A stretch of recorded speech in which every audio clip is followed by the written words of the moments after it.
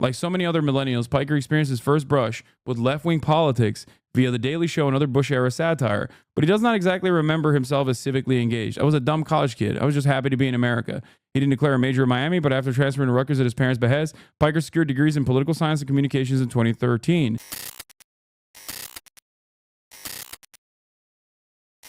Speaking of which, let's cover that real quick, because I got a Slate article.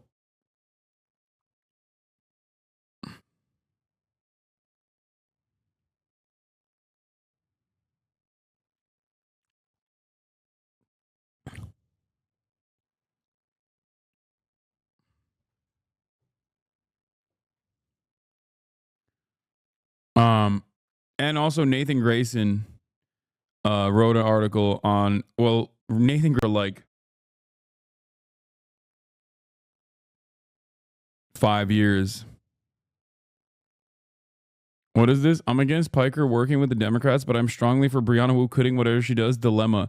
Hey, just being honest, if our party works with this freak show, Jew-hating, terrorist-loving piece of shit, I will literally quit my job because the Democratic Party would be too lost to bother with. Yo, I'm literally going to work with the Democrats just so that Brianna quits her job. I think I'm just going to work with the Democrats for like one season. You know what I mean? I'll put my hat in the ring for one season. Here's the Slate article.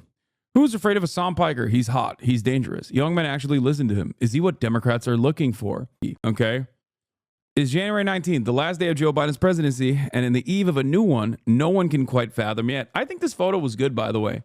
People said they didn't like it, but I think this is a good photo. And Hasan Piker is preparing for the end of the world, as he almost always is. Piker's live on Twitch. He's at his home in West Hollywood, and a secondary bedroom is turned into a broadcasting booth. The boiling overhead studio lights illuminate the scene. Piker's in the center of the frame, his peripheral vision swallowed up by 3 chunky computer monitors. Behind him is a clutter of socialist potpourri. Cuban and Gazan flags draped over a minifridge packed with Dr. Pepper Zero Sugar, a cardboard cutout of Bernie Sanders blocking sunlight from a window, and a plastic purple skull capped with a furry Soviet Ushanka. There's not much left to be said at the dawn of the second Trump administration. Wait, he's outing me from the jump as someone who is not simply a liberal. That's weird. It seems like there's a mention of socialist potpourri behind me. That's weird. Holy shit, that is a window back there? Yeah, it is. It's been blocked in perpetuity. There's not much left to be said at the dawn of the second Trump administration, so Piker ends his stream in relative silence, watching highlights of the weekend's Saturday Night Live. The thousands of viewers in his chat off to the screen on his right pump out more messages than one can possibly read. A few moments later, Piker bids them good night. I'll be suited up and booted up to cover the Trump inauguration, the first day of the apocalypse, Piker says. I love you all, and I'll see you tomorrow. For nearly a decade now, Piker, who streams under the name HasanAbi, has been one of the most famous political commentators in America. If you're a certain type of mainstream liberal, or a not very online moderate or conservative for that matter, you may not have heard of him. His precise class of celebrity is difficult to describe, but in some respects, he has inherited the role of the agenda-setting television pundit for a generation that ditched the traditional medium long ago, if it ever knew it at all.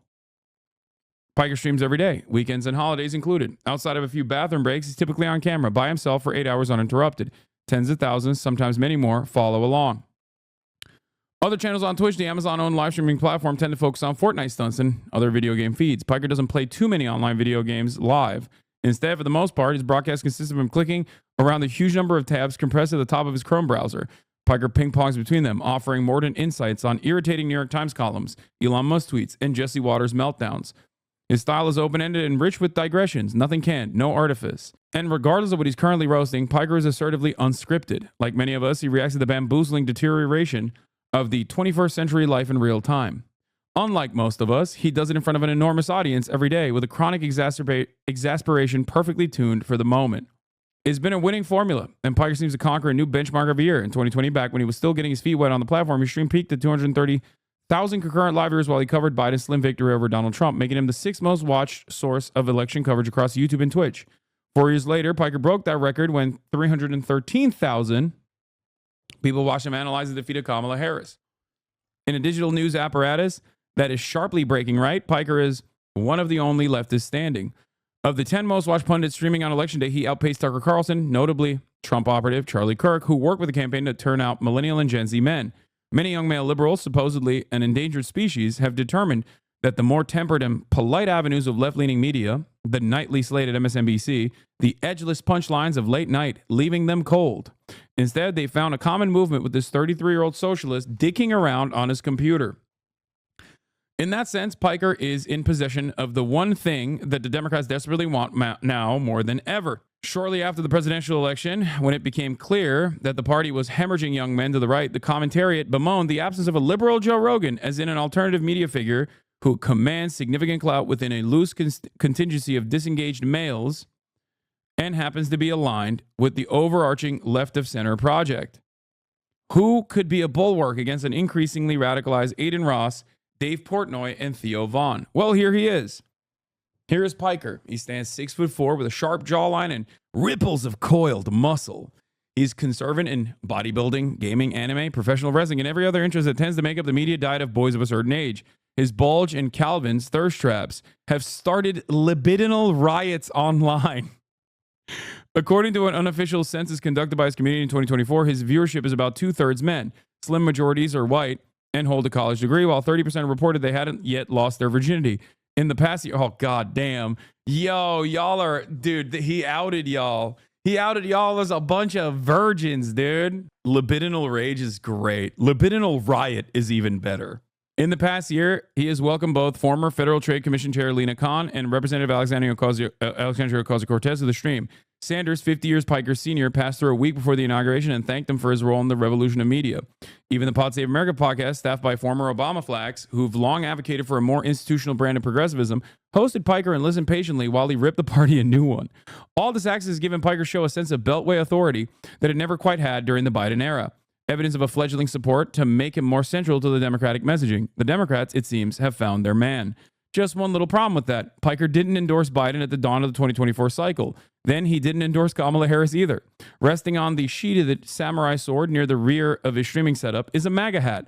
Piker wears it on rare occasions he approves of a Trump decision. On one recent occasion, he slipped it on when the incoming administration had a hand in brokering a ceasefire deal between Israel and Hamas. Piker is pro-Palestinian liberation, pro-immigrant, pro-trans, pro-choice, and unapologetically himself. Some of this has brought accusations of anti-Semitism and more, all of which he strongly denies, but has lately found Piker in an uncharacteristically defensive posture. His take-no-prisoners approach makes everyone, but especially Democrats, uneasy. For a while, a staffer for Ocasio-Cortez suggested the Congresswoman would give me a comment for this article on Piker and the Democrats' future. I followed up repeatedly, only to be told that someone more senior would have to sign off. The comment never came.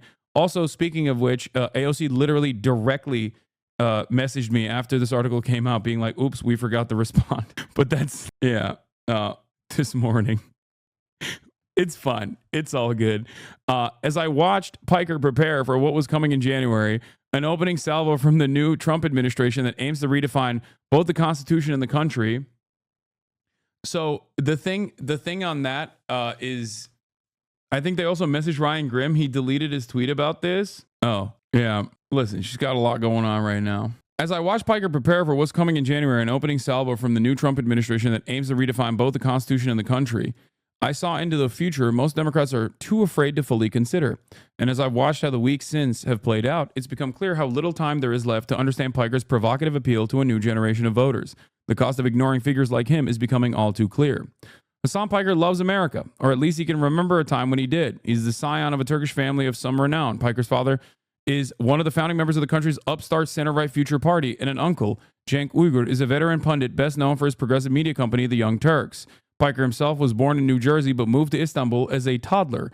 In his youth, he bristled at the chasteness of the country's customs, struggling, in his words, growing up horny in a repressed culture and plotted to return to his once and future homeland. At 18, he got his wish. Piker enrolled at the notoriously debauched University of Miami and chased his very own American dream. His education came second to intoxicating indulgences. A few weeks into his college career, Piker started working at a nightclub promoter, one of his first jobs in the U.S., hustling tourists in the strobing bacchanals of the city's nightlife district. Hasan knew exactly what was going on. He could get 100 to a club as a freshman, Uygur told me. Wherever he went, he instantly became the coolest person on campus. Like so many other millennials, Piker experienced his first brush with left-wing politics via The Daily Show and other Bush-era satire, but he does not exactly remember himself as civically engaged. I was a dumb college kid. I was just happy to be in America. He didn't declare a major in Miami, but after transferring to Rutgers at his parents' behest, Piker secured degrees in political science and communications in 2013. Nonetheless, Uyghur remembers being surprised at his nephew inquiring about a job at the Young Turks, a publication that had already become associated with the spiky confrontational brand of populism a few shades outside the liberal mainstream. Uyghur put Piker in ad sales, but as far removed from the partisan edges of the company as possible, and he hated the job. You just have to sit there cold calling and being nice to people, Piker said. It was a horrible experience. No, this is my brother put this up. This poster was sent to me in a P.O. box, and my brother, as a meme, blew it out, or basically stretched it across a canvas and then put it, and now I don't know what else to do with it. It's fan art, though. It's hand-painted, too. In 2016, Piker managed to secure dominion over the Young Turks Facebook page, which was technically a demotion from his position in the advertising department. He took a pay cut. He was tasked with cutting together the company's TV broadcast into bite-sized BuzzFeed-style clips designed to juice virality. Piker attended to those duties while simultaneously breaking ground on a rogue media brand of his own. He commandeered an empty supply closet in the Young Turks office and converted it into a makeshift studio. He hung up a green screen, and after determining that he didn't yet have the broadcasting chops to rant on command, started writing scripts. The resulting videos melded perfectly with the Young Turks brand. Piker was scrappy, profane, horrified by Republicans, and annoyed at Democrats, auguring a burgeoning left-liberal schism that continues to color American politics today. Piker began surreptitiously interlacing those uploads with the rest of the company's Facebook library. The first episode featured a noticeably stiff Piker standing in front of the camera, wearing a lavender shirt buttoned up to his collar. It was titled, 5 Things You Didn't Know About Bernie Sanders. Piker called the series The Breakdown, and it became a surprise hit on Facebook, with some videos scoring more than 100 million views. The success was a testament to Piker's content instincts. He was keyed in on generational distaste for Hillary Clinton's short-lived Democratic Party, and he also knew how to synthesize the various tendrils of social media during the shock of the initial Trump confusion. One of his most frequent targets was Tommy Lauren, an early MAGA star, who was drafting in a similar wave of engagement on the other end of the political spectrum. The breakdown embedded itself in the bones of the Facebook algorithm and Instagram, creating a raft of fans outside of the official Young Turks channels. The first time Piker ever felt famous was at a Buffalo Exchange store when he overheard 2 people talking about a particularly spicy episode of the show. I was like, oh my God, he told me. People are really watching this. The attention clarified something else about Piker. He was hot, classically handsome in a way that became fundamental to his mystique. Piker was a chubby kid in high school and continued to struggle with his weight through college, but after pledging himself to the gym in his early 20s, his body rewarded him. He shed 85 pounds, his shoulders thickened, his waist cinched up, and his striking visage conquered a certain corner of the liberal internet. BuzzFeed compiled a slideshow of Piker's saucy Instagram selfies, bequeathing him the name Woke Bay. Piker pinned the article to the top of his Twitter page with pride. He seemed to inspire an endangered masculine fantasy in the fragile months of Trump's first ascent, a hunky progressive proclaiming the virtues of the Women's March, standing against alpha wave alt-right figures. One of the photos included in the BuzzFeed article featured Piker with a doe-eyed model stare, dressed in a gray hoodie that reads, I met God, she's black. Oh God, so cringe. The glow-up provided him a blueprint for everything he's achieved since. Is this turning into fucking smut? Yeah, we got some smut in Slate, dude. The glow-up provided him a blueprint for everything he's achieved since. If Piker could become yoked, then anything was possible. It was life-changing in the sense that it was a task I set out for myself that I never was able to accomplish my whole life. It gave me so much confidence, not necessarily about how I look, but in my ability to overcome trials, he said. I'm not necessarily the most skilled person in anything. I don't have a ton of natural talent, but I'm super talented at working very hard. Piker was already streaming on Twitch while he was working at the Young Turks, but in 2020 he left the company to pursue the venture full-time. The breakup was amicable. I didn't try to talk him out of it, Uyghur said. If I wasn't sure he was going to be successful, I wouldn't let him out on his own. My mom was very excited that the shelves made it to the article. Piker regards his Twitch broadcast as a natural extension of the work he did on Facebook. Online leftism, especially since Biden secured the Democratic nomination in 2020, has earned a reputation for being dour and nihilistic, eager to cheer on the pratfalls of the Democratic Party. But since his move 4 years ago, Piker has shown a willingness to be a team player. He has hosted voter registration drives with Alexandria Ocasio-Cortez and Ilhan Omar. And when he filled out his 2024 ballot live on air, he reluctantly pulled the lever for Adam Schiff, whom he referred to as Adam Shit, owing to his staunch pro-Israel stance. Wait, I thought I didn't vote and told my fans not to vote. What happened? I thought I actively told people to never go out and vote. That's so strange. That's weird. Felix Biederman, a friend of Piker's and one of the hosts of the notoriously ribald leftist podcast Chapo Trap House, compared his influence to something like The Daily Show's cultural apex, which, tellingly, occurred when the Democratic Party was adrift following Bush's defeat of Kerry in 2004. Is Piker a tad vulgar? Does he engage in some heterodox thinking? Sure, but as Biederman puts it, that presents comparatively little risk to a pretty good reward. Piker's house is oddly quiet when he's not streaming. He's made the place into a palatial bachelor pad, all honoring his unique strain of bro-friendly progressivism. Bookcases pack Naruto manga next to revolutionary scholarship. An oil painting of Bernie Sanders depicted as leather-clad punk singer gazes towards the mile-wide kitchen island. The refrigerator brims with protein shakes. Zinc canisters in every flavor are stacked in a pyramid. Most revealing of all might be a sticker plastered on the oven. It reads, "I love being mad on the internet." In 2021, he purchased this house, the one that he and I are currently sitting in, for $2.7 million. It's undeniably lavish. 5 bedrooms with 5.5 bathrooms with high ceilings, polished countertops, hardwood floors, and a stately patio on the bank of a lap pool. Piker has made no effort to conceal the good life while I'm around. I spot, on top of a pile of torn open envelopes splayed out in the kitchen, a letter from Porsche. There's parts recall for his car. Some 50,000 people pay a monthly fee of $5 to subscribe to Piker's Twitch channel, allowing them to tune into Piker's stream ad-free. Extrapolate those numbers that NBC did last September. Piker's estimated to be raking $2 million annually, a significant upgrade from the $65,000 a year he was making at his uncle's company. He has taken full advantage of that sizable bounty, which has ruffled more than a few feathers on both sides of the aisle. Conservative media loves to fetishize the material discrepancies of progressivism, so when a vow socialist buying up prime California real estate was manna from heaven. When news broke of Piker's new abode, Fox News opined about the hypocrisy of a leftist living in upper-class luxury, while Ben Shapiro took Piker to task on YouTube. $2.7 million is a lot of money. I don't see you handing that out to all the immiserated workers in the Marxist social construct, he said. You can get yourself a tiny little shack and live yourself the Henry David Thoreau lifestyle for probably $30,000 somewhere. Isn't that funny that so many people make the Ben Shapiro argument liberal? They think this is a good argument. Anyway, Piker wasn't fazed. Months later, when he posted a video of himself at a car dealership purchasing a $200,000 Porsche, it was not $200,000. Goddamn. Wait till they find out that I'm never going to fucking drive it, he said, as a fresh wave of outraged MAGA acolytes filled his mentions. Does a socialist reveling in his abundance expose a political contradiction? Perhaps. But Piker has also correctly identified that in 2025, when Trump of the Manhattan penthouse can be twice enshrined as a working class hero, those contradictions are not nearly as relevant as they used to be. Also, I didn't purchase it. I leased it, but that's besides the point. Piker is a young man responding to his enormous windfall in a way that is extremely relatable to other young men. That, more than anything else, has proven to be invaluable to his cause.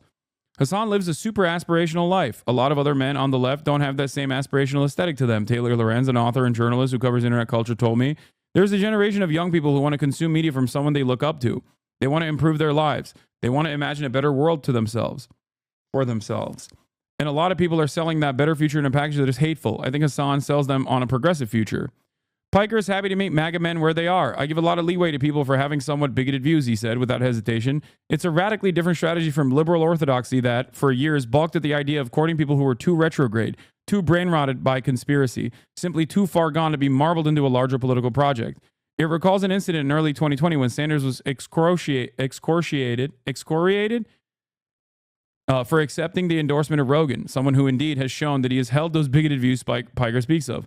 What did that liberal purity earn? Voters under 30 dramatically swung to the right in November's election. Young men in particular have been conquered by the Republican Party. 56% have voted for Trump in 2024, compared with just 41% in 2020. Piker argues for a different approach. A few weeks before we met, Piker spent a day filming content with a fitness influencer named Bradley Martin, who has 4.2 million followers on Instagram and who voted for Trump in November. Piker talked about housing justice and the vagaries of private healthcare on Martin's podcast. Then the two of them crushed 300-pound deadlifts at the gym. I think that's something a lot of political commentators lack in general, Piker said. They're not real human beings. What I do requires a tremendous amount of charitability from the audience. I speak in opposition on a lot of issues that people take for granted, issues that people have been socially conditioned to believe are the norm, and that the alternative is scary and dangerous. So people have to be open to hearing me out. It might make them more open-minded in my commentary and the way I see the world. Piker has reason to believe it's working. On the r/Hasan Piker subreddit, home to 151,000 Marxist Chads, there is a thread titled, "How'd you come across Hasan?" Some chime in to say they fell in love with his videos from the Young Turks or via a shout out from AOC, but scores more accredit Piker for either their radicalization or de-radicalization. An avowed centrist recalls being fearful of the stigma of socialism until he watched a video of a guy who was young, sexy, and strong, debunking a right-wing talking point on a systemic racism. They've swung left ever since. Another poster recalls going down a much darker path. They were watching Shapiro and Steven Crowder and found themselves sympathizing with white nationalist rhetoric. Over time, though, the poster began turning into some of Piker's non-political videos. They found his personality charming, and it slowly drew them into the movement. By the way, that led me to where I am today and where I'm a democratic socialist, they wrote. And I'm glad I started watching him before I could vote. Let me explain something to you.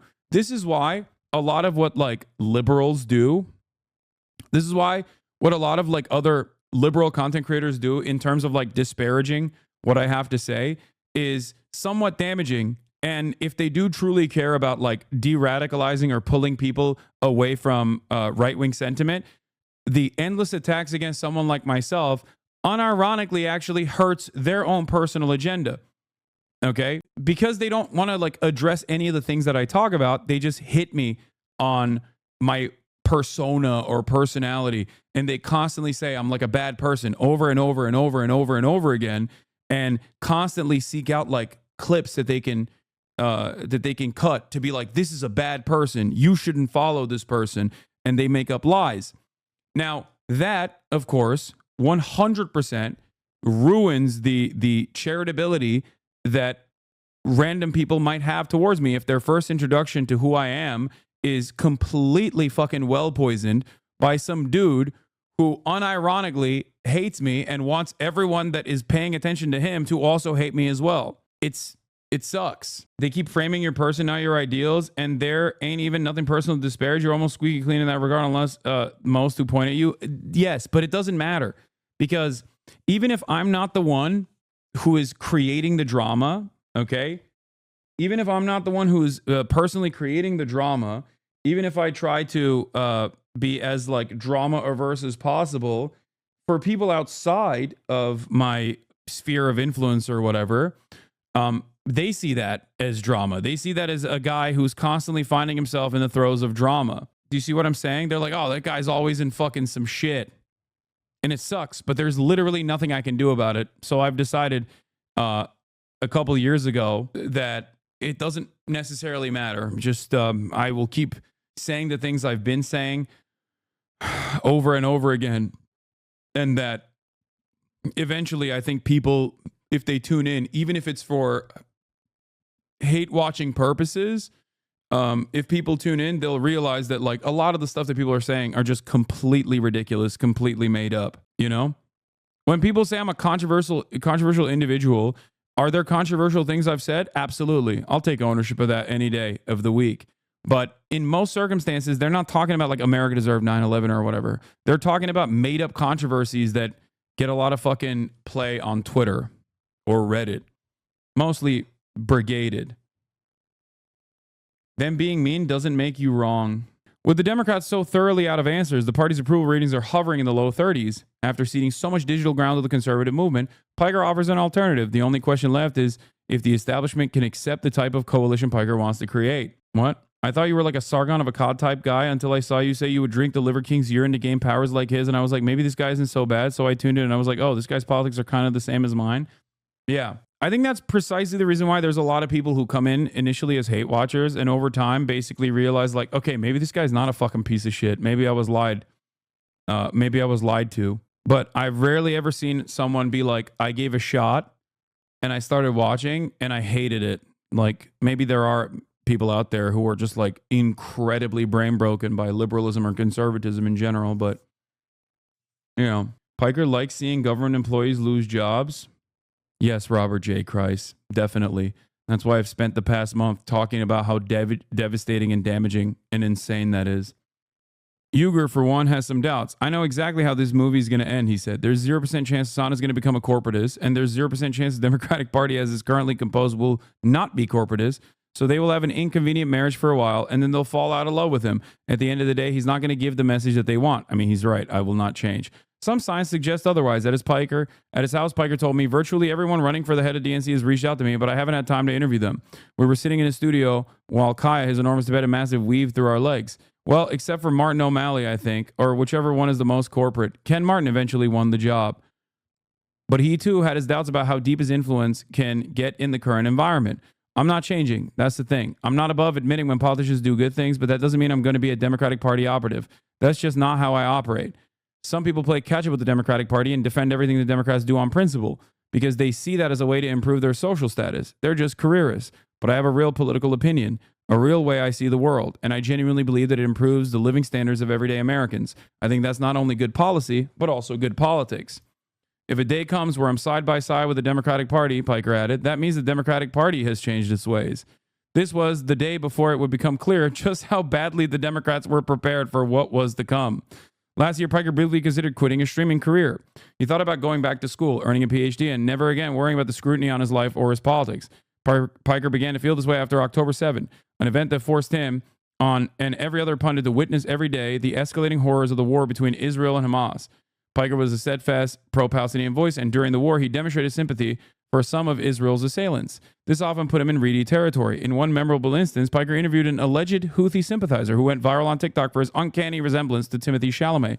Piker asked him if he watched the long-running anime One Piece. The teenager nodded enthusiastically. The incident helped catapult Piker to the forefront of the American anti-Zionist movement. I don't think this was what catapulted me to the forefront of the the American anti-Zionist movement.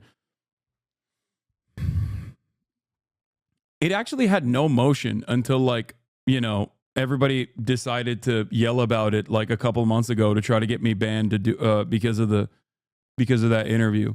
Nobody gave a shit about it at all. Anyway, last November, the New York congressman and Israel hawk Richie Torres wrote an open letter titled "Hasan Piker is Dangerous," addressed to the Twitch CEO Dan Clancy.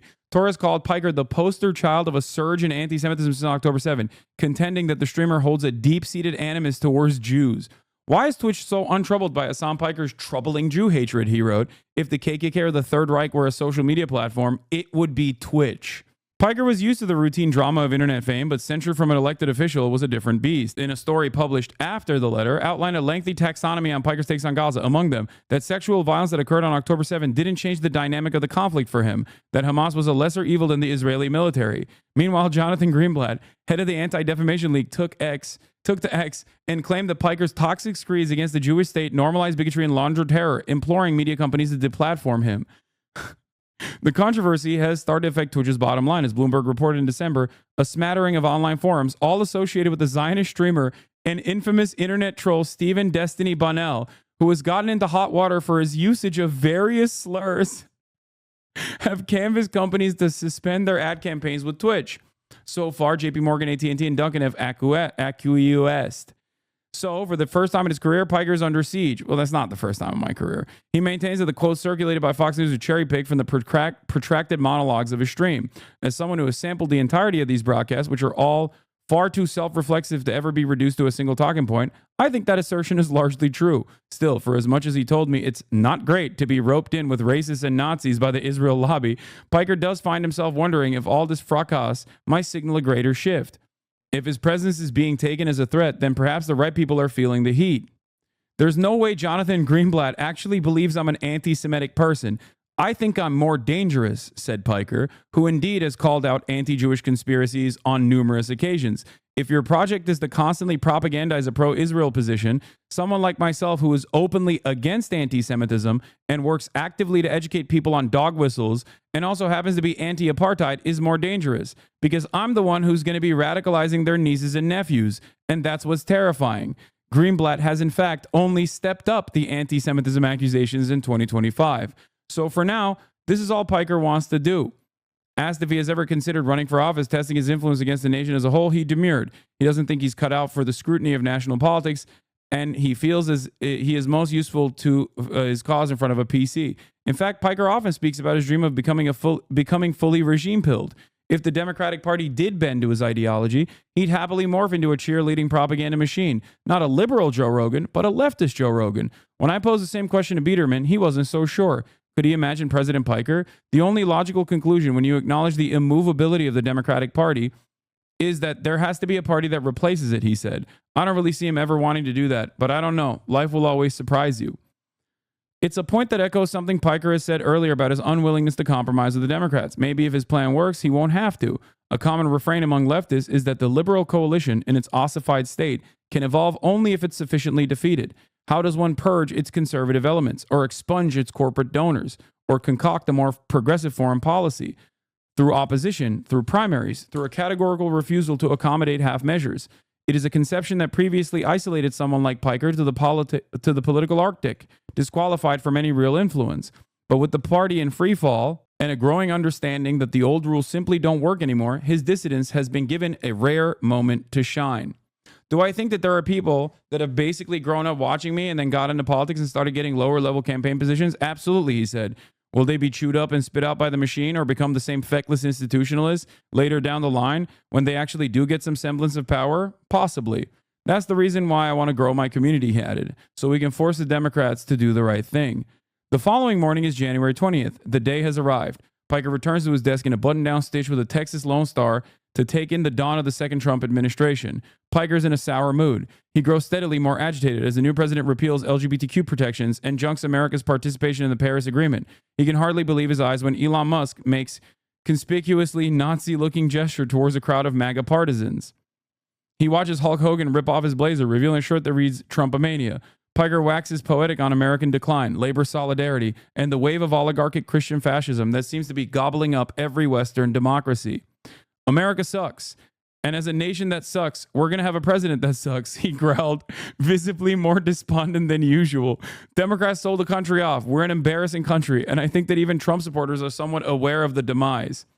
In the weeks that follow, once it became clear that a second Trump administration is poised to be just as destructive as advertised, Democrats are once again mired in a communications crisis, with Musk slashing the administrative state to ribbons, the specter of destabilizing tariffs, and a renewed assault on the rights of undocumented immigrants. Where was the opposition? It was another stark reminder of just how overmatched the party appears to be, stricken by an enfeebling inability to summon the venom, the anger the base is feeling. Piker has never missed an opportunity to express his wrath. The day after the inauguration, he flew to Japan with plans of waking up in the middle of the night to broadcast on Twitch during his usual West Coast time slot. If you recognize that Republicans are devastating to the country, to the globe, to the lives of Americans, and the lives of your neighbors, then you have to do everything in your power to fight back, he said on a recent stream, his face softened by the milky lens of a webcam. Piker was analyzing Trump's order to transform Guantanamo Bay into a detention camp for migrants, an action he believes is the first step towards far more heinous anti-immigration measures. It's a classic Piker fixation, the sort of thing that innervates his fury for the inert center of the Democratic Party. To him, ceding any policy territory to the conservative elements of your coalition is death. It only provides cover for the Republicans to push further, to savor more cruelty, to inflict more pain. I wonder how people that read this article end with the takeaway where they try to present me as a radical terrorism supporter or someone who is not actively trying to do right by marginalized communities. It's got to suck real bad. I guess nobody really reads, so they don't really care. But it's got to suck really bad if your entire project is to be like, Hasan is a bad guy. Please don't listen to him. I'm the actual true liberator of the marginalized populations. Please listen to me instead. I promise you. And what are my politics? Well, my politics are whatever the fuck Hasan isn't. If you read an article like this, you probably arrive at the exact opposite conclusion. So how does that work? Well, I'll tell you how that works. They don't fucking read the article, and I'm sure they'll say this was a puff piece that I paid for or something, which is insane. And once again, demonstrates an inability to understand how media works, but it doesn't really matter. Anyway, that's why I kept criticizing Democrats during the election cycle. This is why I kept losing my mind, Piker said. I was like, dude, I don't want Trump to win. And it seems like you guys want him to win, or at least don't care enough to do what is necessary to stop him from winning. And here we are. There are more days like this coming for Piker, more executive orders, more electoral defeats, more tepid reactions of the Democrats that he finds anemic or otherwise annoying. The terrible scale of this American era comes rushing at full blast through 3 computer monitors. On the other end is Piker and 30,000 people who want to believe in a better future. You have nobody to protect you but yourselves and your neighbors, Piker said at the conclusion of that inauguration stream. Who knows what will happen tomorrow, but I'll be there to cover it. As always. Anyway. That's a good article. There was another one as well that I didn't even know was coming out. I didn't know this one was coming out either. But yeah, go show the article. Go read it. Go show the article some love. Spread it around. Show it to your friends and your family members. This is basically the written format of me whenever I do podcast appearances, And also, as expected, the fucking journalist that dare write that article is of course being harassed by all of my insane haters and their fans. This article pissed me off, but I see now it was mostly Glaze. Yeah. They do that every time. They literally brigade the comment section of every social media platform. How do certain fans not realize that they're coming across as MAGA loyalists when they attack journos like that? I don't think they think. That's what it is for the most part. There was also a Polygon article by Nathan Grayson, who's writing a book and wanted me to be a part of the book as well.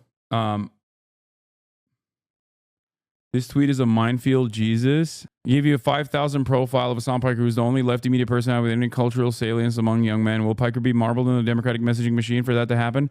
One of the two entities, Piker or the party, would need to change. Yeah. It's like literally immediate brigading. Why label him a liberal? He hates liberals. What is this account that I muted? Glug glug. Yeah. When extremely online weirdos. I didn't realize you love anti-Semitism and terrorism. Are you going to call babies valid military targets too? He really hates America. And even the Young Turks avoid him. Really embarrassing puff piece. This is what I mean. Like, all of the weird, like, sex pestiny brigades come full throttle. Every time a single article is written about Hasan and Destiny, Ethan's fans swarm the replies after being told to brigade. Just some of the most pathetic behavior you're ever going to see.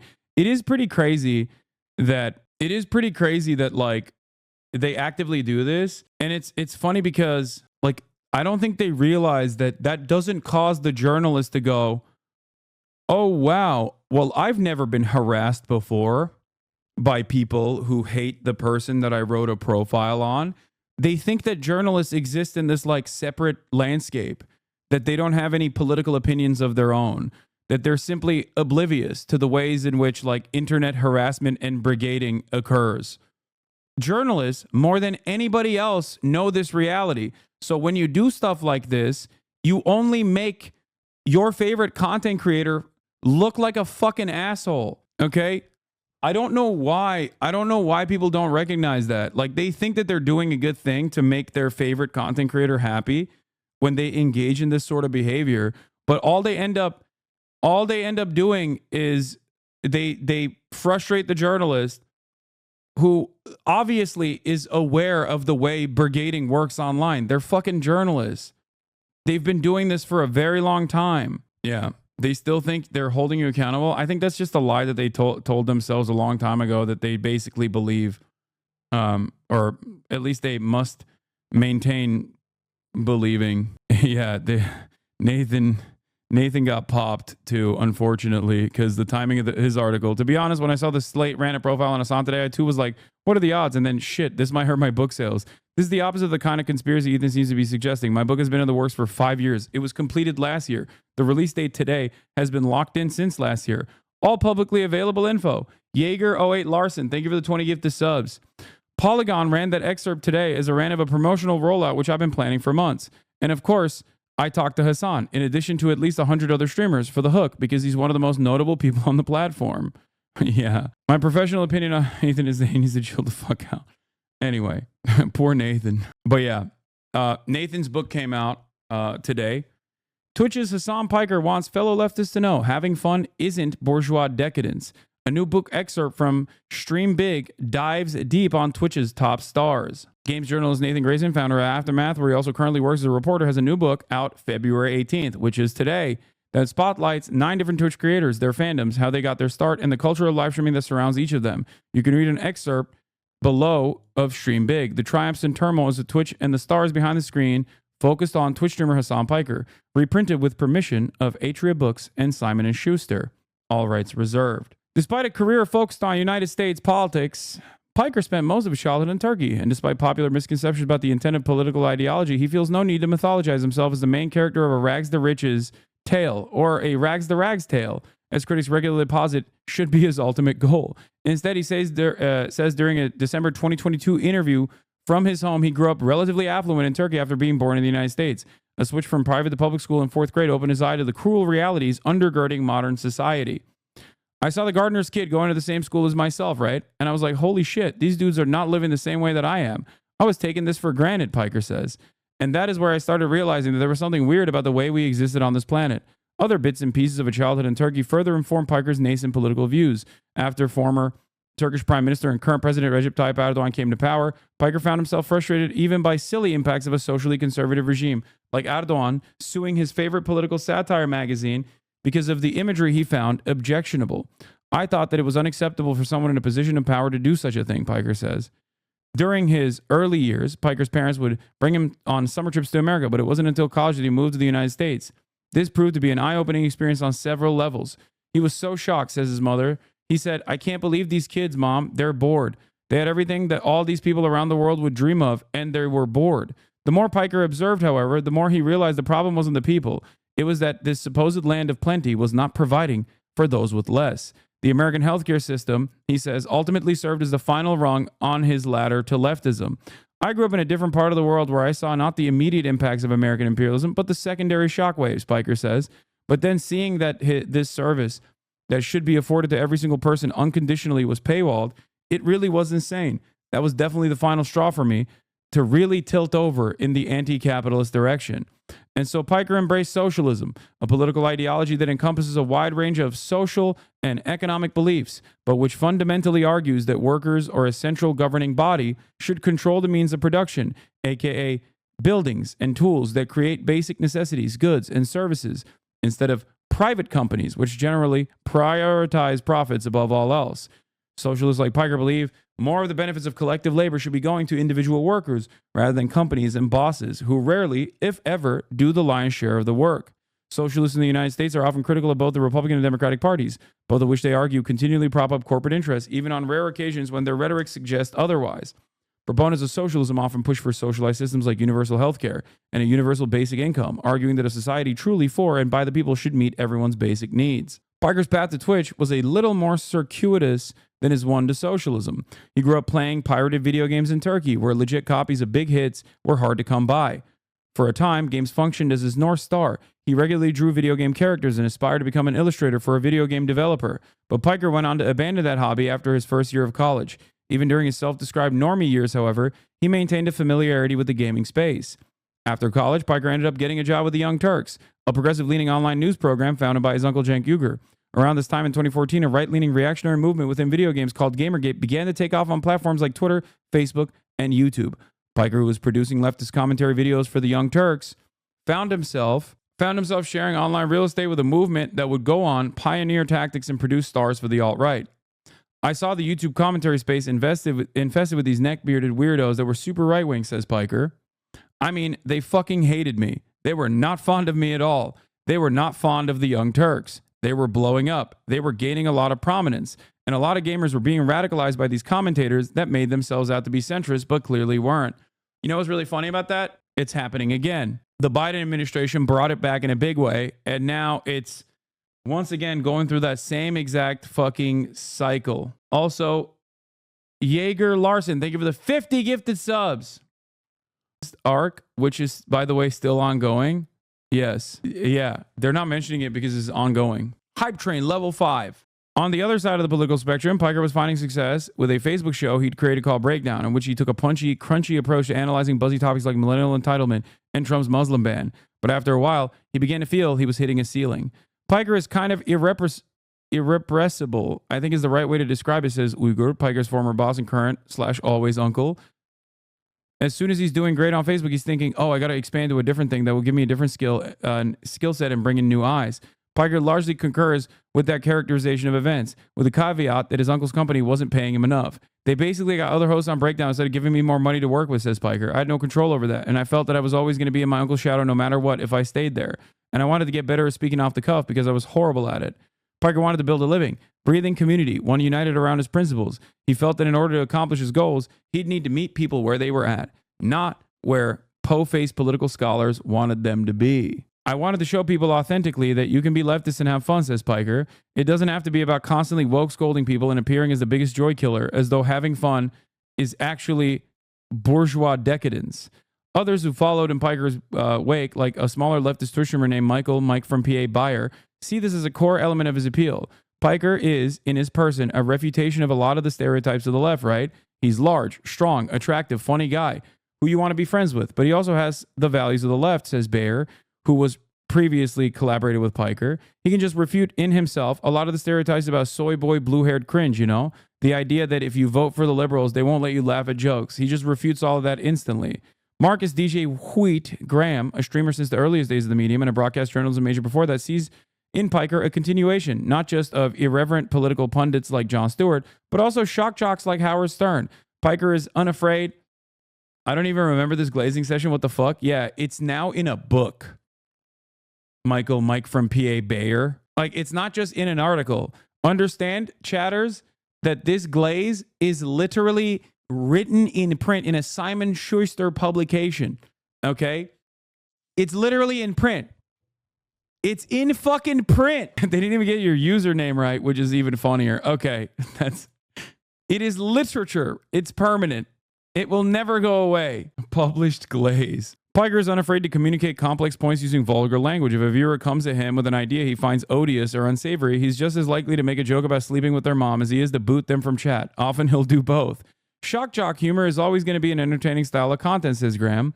I think that it transforms and shifts a little bit over time. Where you look at the shock jocks of even 20 years ago, whether it's on the radio or whatever, there's a lot of misogyny, there's a lot of homophobia, there's a lot of shock for the wrong reasons.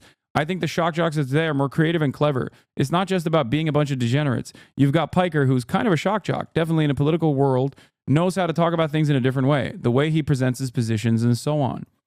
Piker only really found himself in his current course following the 2018 Fortnite boom. Alongside millions of other people he watched then, Twitch kingpin Tyler Ninja Blevins. I missed 100 gifted subs. That's crazy. Demon Girl Remy, thank you for the 10 gifted. Maldi, thank you for the 5 gifted. And Zylax, thank you for the 100 gifted. Level 7 hype train. God damn. Why? Played the sensationally popular Battle Royale game with rap superstar Drake, and everything clicked into place. He needed to be on Twitch. He was already playing Fortnite for hours each day, and he was doing so with journalists and podcasters like the host of the leftist show Chapo Trap House, who similarly endeavored to change people's preconceived notions of leftism by embracing an edgier vibe. Why not broadcast it? I could play Fortnite and have these conversations that I can make entertaining and interesting commentary, says Piker. So I strapped the camera to my PlayStation 4 and started streaming. I didn't miss 100 gifted subs. I just said Zylax. I got 17 people in my first stream, 35 people after that. And that's how I started in the space. Kawaii Girl, thank you for the 10 gifted. Piker did not want his Twitch channel to grow explosively, at least not at first. He'd watch gaming communities, forums, and subreddits get overrun by alt-right elements, and he came to understand the delicate ecosystem that is a new online community. After all, it only takes a handful of loud, determined bad actors to chase away hundreds of thousands of well-meaning individuals. Bluebird Daily, thank you for the 5 gifted. Think of it like going to a bar where somebody's violently drunk or a restaurant where several screaming babies. If you encounter the same unpleasant disruption a few times in a row, you're probably going to give up on coming back. I didn't want to be mentioned in mainstream spaces because that opens my community growth, says Piker when I asked him about that interaction. That changes the speed. Growing at a deliberate pace allowed Piker to be more hands-on in curating his community. Like other streamers, he relied on moderators to put the riffraff in timeout or banned him outright. But he also gained a reputation for waiting in the muck himself. To this day, Piker pretty regularly calls out chatters who habitually disrupt the flow of conversation or are clearly trying to egg him on. Jaeger Larson, thank you for the 47 gifted subs. Hassan's New Pharmacist, thank you for the 5 gifted. Consistently making examples of the worst, he believes, has allowed him to create an environment in which he's able to actually engage with chat, unlike many other streamers of his size. I think that's why I've been able to navigate through the space and maintain a community of 30 to 40,000, sometimes 150,000 people simultaneously, says Piker, where I can still have a back and forth conversation with anyone and everyone and do that in a productive manner while I'm talking about risky things that most streamers would never even consider talking about. Members of Piker's community agree with this assessment. Jaded Shade, thank you for the 20 gifted. Wi-Fi Till, thank you for the 5 gifted. Even for a Twitch streamer, Piker's intense about keeping up with his chat, says Salem Saberhagen, a fan who runs a popular Piker meme account on Instagram called HasanAbi Posting. HasanAbi Posting mention. Also in the news and also in print. That's crazy. Express Exchange, thank you for the 5 gifted. 50,000 people can be watching, chat whizzing by, and it'll catch one of us joking, asking questions, or talking shit. And of course, the odds of him actually going back and forth with chatters makes them even more eager to interact. It tickles this little social need inside of all of us, I think, for better or for worse. By many measures, Piker grew quickly, despite his best efforts to keep everybody from piling into the pool at once. Even in 2019 and early 2020, when he was establishing himself, regular audiences of hundreds grew to audiences of thousands. In early 2019, you are so fucking evil. Why? Gray Ratchet, thank you for the 5 gifted. Are you testing out whether or not I snipe shit even when I'm reading an article? Is that what it is? Is this, did you just want to be the example that you saw in print? Is that what happened? Dummy. Before long, Hasan Scamcoin, thank you for the 5 gifted subs. Cap Dre, thank you for the 10 gifted subs. Baird US, thank you for the 5 gifted subs. Before long, Piker and the Young Turks came to what Uyghur calls a mutual decision to separate due to both Piker's desire for independence and the potential for his unconstrained commentary to be associated with the Young Turks. Working outside the bounds of mainstream media, but still running a more traditional network than Piker, Uyghur now believes that his nephew's ascent was inevitable. The Young Turks were not as large as mainstream media, but we don't get the same leeway as Piker because we still have to be cognizant of advertisers generally and other companies. When you're a one-man shop on Twitch, you can say not only the things that are true like we do, but you can say it in an irreverent way that audiences and especially young audiences connect to. And so a guy like Piker was bound to arise. He's just particularly adept at it. So he was the perfect guy for the perfect time. Quick Draw Dan, thank you for the 10 gifted. By the time 2020 rolled around, Twitch audiences began to regard Piker not just as a worthwhile follow, but as indispensable viewing. I did look like a caveman back in the day. It's crazy how I went on for so long looking the way I did. Bard of Prey, thank you for the 10 gifted. This is because in a year of the pandemic and election-born unpredictability, he did not simply report the news. Instead, he cut through the clutter. Catboy Collector, thank you for the 5 gifted subs. Curated the chaos in a distinctly modern fashion. Instead of reading off a teleprompter or arguing, Schwelmer Hefe, thank you for the 5 gifted. Okay, guys, stop gifting. Dual artist, stop gifting. He keeps cutting away from the actual article that I'm reading. Okay. Holy shit. Level 9 hype train. That's crazy. Curated the chaos in distinctly modern fashion. Instead of reading off a teleprompter or arguing with talking head. Dizzy Hustle, thank you for the 5. The Jeans, thank you for the 5. Dual Artist, thank you for the 5 gifted. Now that you're getting mainstream coverage, do you think you're basically the old guard and some new shit needs to pop off? Berkeley Pit Power Swimmer? Dude, this is nothing. I'm getting a couple like profiles from, this is literally from 2 years ago. It's just only coming out now because the book's coming out now. Chiron CT, thank you for the 5 gifted. Lisbo, thank you for the 5 gifted.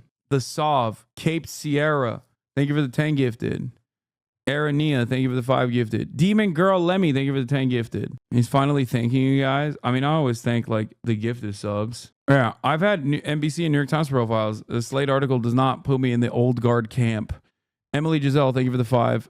Mike Robot, thank you for the 5. Filibusta, thank you for the 5. Vekanon, thank you for the 5. Make Beanie Baby. Okay, I'm done. Stop. I'm done. I got to keep reading this article. Raygon Scotty, thank you for the 5. Instead of reading off a teleprompter or arguing with talking heads, he pulled information from a variety of sources, web browser bristling with links to breaking news on Twitter and YouTube, as well as networks like CNN and Fox News. He used the same tools any of us might have access to, and viewers saw what he was, his web browser, a chat panel, and a video feed of Piker himself. There was nothing fancy about it, but that was part of the appeal. Piker effectively showed his work, earning more immediate trust in the distant suit-clad anchors on mainstream networks.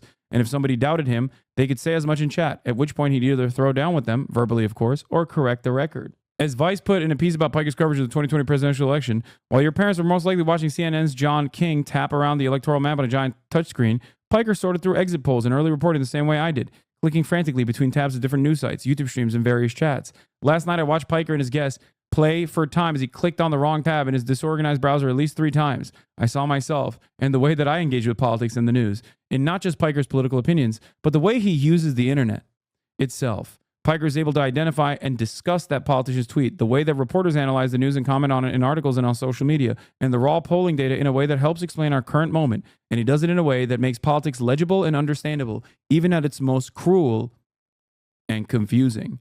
Byer believes old news media institutions are crumbling away precisely because they fail to take advantage of the sorts of tools to which Piker and himself have access.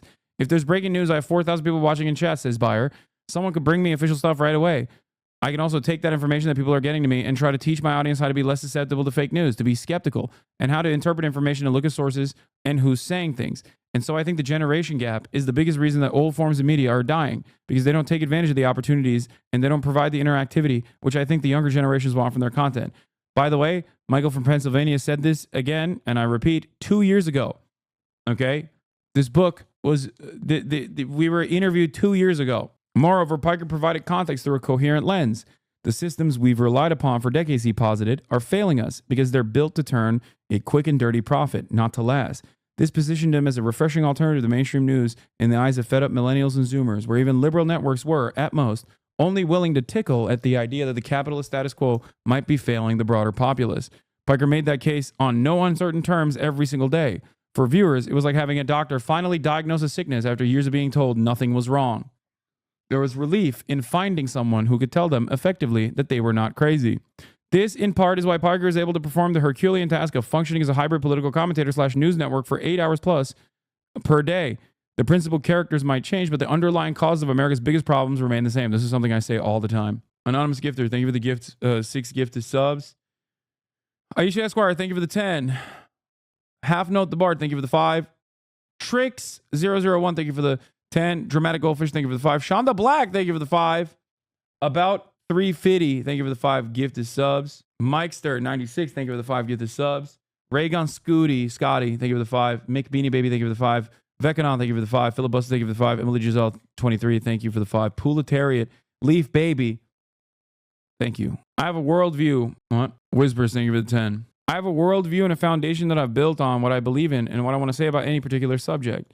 The way things are in America and all around the world really is that these systems of oppression don't necessarily change. Sometimes I'll pull up a video from 2016. I'll be like, this is the exact same thing I said in 2016 about abortion. And unfortunately, it's still the exact same thing I would say about abortion, police brutality, labor rights, wealth inequality, you name it. None of those issues have been solved. So I already have a lot of things that I've said and a lot of things I believe that I find myself repeating. This is not to say Piker is infallible, nor does he regard himself that way. He regularly tells viewers that he's just a normal guy, that if he can grasp a concept, anybody can. The rest is a collective effort. In some cases, he leans on his chat, far more media literate than the average band of Twitch viewers to pull up and fact-check information. Oftentimes, though, he trusts the expertise of traditional journalists. There's a lot legacy media still does that someone like myself will never do, says Piker. In my opinion, they should never do op-ed stuff. They should keep doing journalism instead, good journalism, because that is the most important part of the job. Whether I agree with them or not, whether I agree with the publishers or not, whether I yell about the New York Times or the Washington Post regularly, it doesn't change the reality that they're still doing something that is necessary and incredibly important. The book is called The Triumphs and Turmoils, Twitch, and the Stars Behind the Screen. Longtime games journalist Nathan Grayson sits down with the biggest stars of Twitch, creators who help make the platform into a billion-dollar global business. Goddamn. Mac Bethel, thank you for the 5 gifted. Gangrous, thank you for the 5 gifted. Obligatory Hasan. Glaze, okay. Yeah, buy the book. Glaze like a Christmas ham, but you've earned it. What do you expect? You want Nathan to... Thanks for reading. That's my book, Lamau. Hell yeah, Nathan. That was fantastically written. Chat, what do you expect? Do you expect Nathan to be like, this guy fucking sucks? He sucks. He sucks ass. He's a bad guy. I've been watching him for years, but I think he sucks. You'll be like, everything's glaze, man. It's not just glaze. It's literally glaze in a literary format. Different, you know? When it's in print, it's different. Explain why he didn't call you a terrorist. Yeah, my own community loves constantly complaining. Like as though they love LARPing as though they're haters. Draco, Swaggly, about 350, thank you for the 5 the subs. My own goddamn community loves complaining as though they love LARPing as though they're haters. It'd be like, why isn't he saying you love terrorism in the book? Fuck you in your house. You should be living naked in homes in a fucking barrel like gay Diogenes. Why am I not just straight Diogenes? Why do I have to be gay? Anyway, I will not be going to Paradise tonight. Oh, horror. You should... What? Oh, the horror. You deserve to be called an anti-Semitic terrorist supporter, Russian plan, or at least commie tanky. Why doesn't he call you any of those things? Lies? Oh, thank you. Anyway, that's it.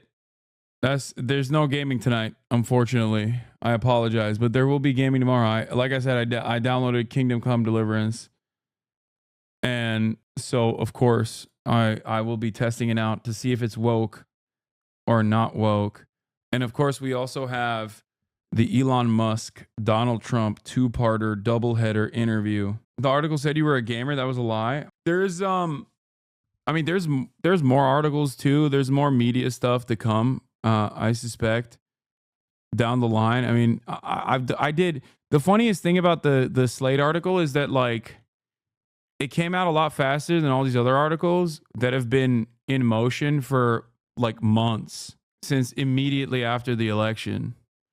It takes a long time for major publications to make stuff, you know, to put stuff out there. Funniest thing was all the glazing. Chat, I'm gonna be honest with you. I'm gonna keep it $1.50. Maybe I'm engaging in a little bit of self-glazing. But like, I think these guys are just, I think you're so used to me getting constantly dookied on by incredibly hostile and malicious people that want to portray me in a negative light, that whenever someone writes an article that's like somewhat positive, you're like, this is glaze. To be fair, I also with the except, like, this is what keeps me. It's just so funny to see the way you're regarded by real political figures and compared out to the delusional fantasies of your obsessed haters, and they're just crashing out constantly. I know, but look, I will always repeat the same thing over and over again. I wish everybody well. You know, I have no enemies. I just want people to be happy, because I do truly believe that if you achieve happiness, if you achieve fulfillment, if you are truly fulfilled, okay, with what you're doing, you will not be crashing out this much. Like, that's not like a message for any individual person either. It's a universal message. Nah, some of your enemies should be jailed. Okay, there's a lot of, but that's not my fault. You know what I mean? They're doing that to themselves. Did you buy her designer dog off Sense? Nah, I got her off Grailed. I went to Grailed. But once again, tomorrow is another day. Jedi Hi, thank you for the 10 gifted. In Rainbow 09, thank you for the 5 gifted. Yeah, I lowballed on Grailed using the Michael Reeves AI tool. Does more of these articles get you more prominence with normies in the world? Maybe. I don't know. Probably. Probably not. I don't know. Like, no disrespect to these guys. I think I obviously very much still have a lot of respect for mainstream publications. But I would go so far as to say that I think like going on a podcast probably has more motion, especially if a podcast with like dedicated clippers on TikTok probably gets you more momentum and more motion than like a legacy publisher piece. But it's entirely dependent. I mean, it's boomers read this stuff, so it's an entirely different audience, basically. Certainly not an audience that would probably come in and find me on Twitch. But you never know. But also, articles like this, including podcast appearances that I make, are good because you can show your friends in a very easy to consume format, like kind of what I'm about. You know what I mean? That's the way I see it. Like, because there's just so much like nonsense on clips and shit on Twitter. It's a very easy way to cut through that noise to be like, yeah, all of that's bullshit. Here, read this article instead. Does that make sense? Not gonna lie, was a Brianna Wu fan for a while, but she went off the rails in the last year and a half. Many people did, but it's funny to openly admit that you were a Brianna Wu fan. Like, I respect you for that courage. This is how that goes.